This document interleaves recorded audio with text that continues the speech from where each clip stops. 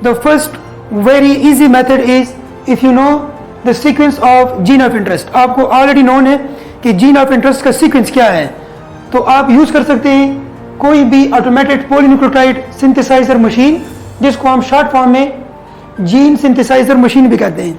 आपको अगर जीन का सीक्वेंस मालूम है, आप जीन का सीक्वेंस यहाँ पे इनकॉर्पोरेट करें, न्यूक्लियोटाइड्स ऐड करें और आपको आपका जो जीन है वो मिल जाएगा।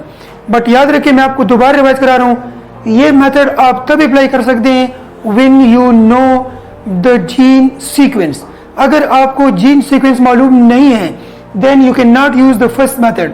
सबसे इजी मेथड है, एमसीक्यूज के पॉइंट ऑफ व्यू से याद रखें, easiest method but it cost very much, सबसे कॉस्टली मेथड है, तो हम इसको ज्यादातर अप्लाई नहीं करते फॉर लार्ज साइज्ड जीन, हम इसको अप्लाई करते हैं फॉर स्मॉल साइज जीन।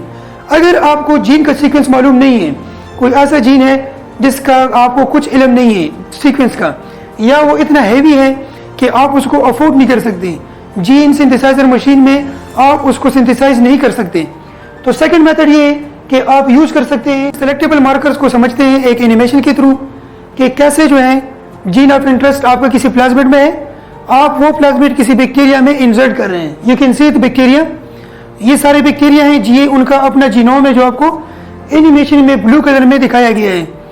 अब उन्होंने रिसीव कर लिया प्लाज्मिड, वो प्लाज्मिड जिसमें रेजिस्टेंट जीन्स भी है फॉर एनी एंटीबायोटिक और उसमें हमारा जीन ऑफ इंटरेस्ट भी है।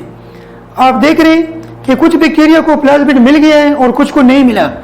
अब हम इनको डिफरेंशिएट करना चाहते हैं कि कौन से बैक्टीरिया में प्लाज्मिड मौजूद है, कौन से में नहीं है। हमने उनको ऐड कर दिया एक ऐसे न्यूट्रिएंट्स में, एक ऐसे मीडियम में जहाँ पे एम्पिसिलिन मौजूद है।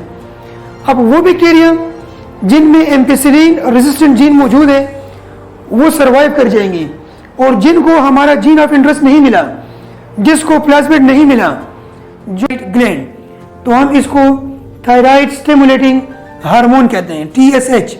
तो यहाँ पे हम ऐसे हार्मोन्स को जो किसी दूसरे ग्लैंड को एक्टिवेट करते हैं उनको हम ट्रॉपिक हार्मोन्स कहते हैं। तो ये एक ट्रॉपिक हार्मोन्स है, TSH thyroid stimulating hormone. Next is ACTH adrenocorticotropic hormone. आप देख रहे हैं ट्रॉपिक, लेकिन याद रखिए कि ये सिर्फ एड्रीनल कार्टेक्स रीजन को एक्टिवेट करती है,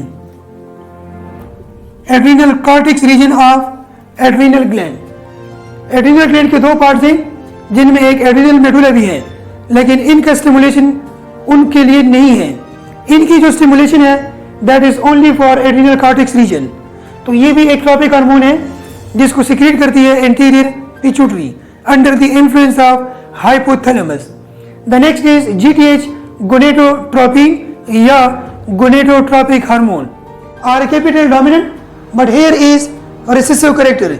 ये पार्ट एक्सचेंज हो गया है, कलर से भी आपको रिप्रेजेंट किया गया है कि रेड पार्ट इसमें इंक्लूडेड है, ऑल्दो यहाँ पे फुल क्रोमोसोम रेड अलग है और ये अलग है, लेकिन यहाँ पे आप देख रहे हैं कि दोनों के अंदर इंटरमिक्सिंग हुई है।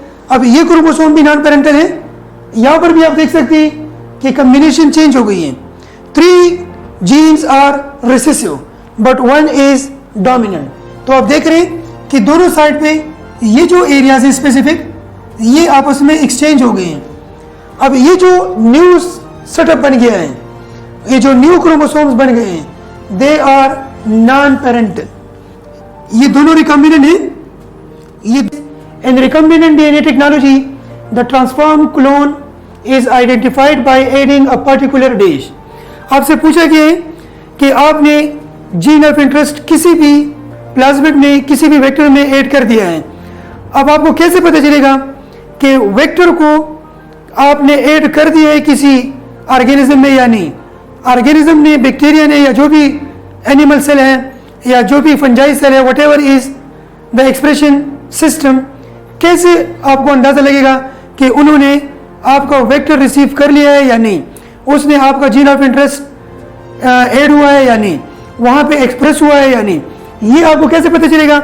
उसके लिए हम टेक्निक यूज करते हैं, उसको हम सेलेक्टेबल मार्कर्स कहते हैं। The use of selectable markers and the use of specific dash. अब वो क्या है? क्या हम कोई स्पेसिफिक डाई ऐड करेंगे? Option A.